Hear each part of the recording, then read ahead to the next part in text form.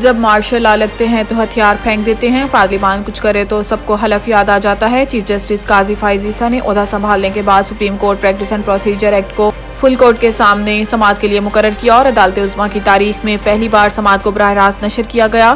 Supreme court میں chief justice Pakistan قاضی فائز عیسیٰ کی سربراہی میں فل کورٹ درخواستوں پر سماعت کر رہا ہے، جس میں سماعت کے آغاز پر چیف جسٹس نے کہا ہے کہ ہماری کوشش ہوگی کہ آج کیس کا اختتام کریں، ایک کیس کو ہی لے کر نہیں بیٹھ سکتے۔ سپریم کورٹ میں پہلے ہی بہت سے کیس زیر التوا ہیں۔ دوران سماعت چیف جسٹس نے کہا ہے کہ آج اس قانون کا اثر بالخصوص چیف جسٹس اور 2 سینئر ججز پر ہوگا۔ اختیارات کو کم نہیں بانٹا جا رہا۔ اس قانون کا اطلاق آئندہ کے چیف جسٹس پر بھی ہوگا۔ چیف جسٹس کا اختیار اور پارلیمنٹ کا اختیار آمنے سامنے ہیں۔ کچھ ججز سمجھتے ہیں کہ پارلیمنٹ اور چیف جسٹس کا اختیار آمنے سامنے ہے، کچھ ایسا نہیں سمجھتے۔ جسٹس قاضی فائز عیسیٰ نے کہا ہے کہ آپ سب نے اپنی واجبات قلم بند کر دیے ہیں، ہمارے سامنے اٹارنی جنرل اور سینئر وکلا ہیں، سب کو سنیں گے۔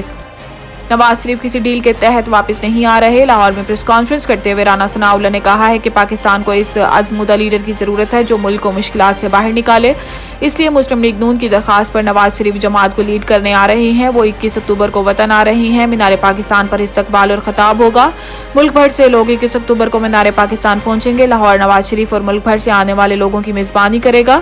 انہوں نے کہا ہے کہ نواز شریف 21 اکتوبر کو امید کو یقین میں بدلنے کے راستے کا تعین کریں گے۔ وہ 21 اکتوبر کو شام 5:30 بجے لاہور پہنچیں گے۔ ان کی حفاظتی ضمانت کے لیے قانونی ٹیم نے تیاری مکمل کر لی ہے۔ نواز شریف حفاظتی ضمانت لے کر عدالت کے سامنے سرنڈر کریں گے۔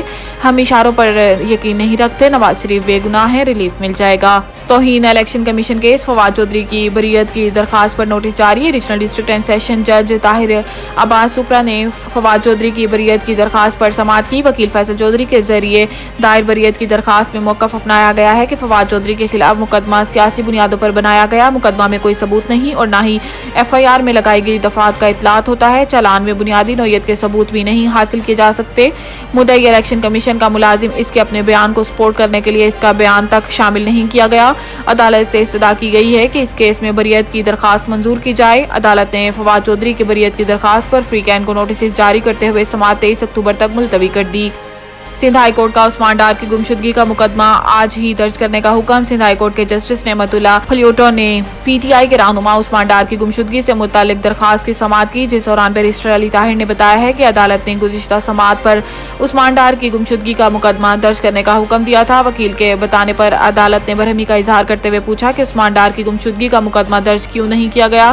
عدالت نے کہا ہے کہ پولیس آج ہی عثمان ڈار کی گمشدگی کا مقدمہ درج کرے۔ مقدمہ درج ہوگا تو تحقیقات ہوں گی اور سب سامنے آ جائے گا۔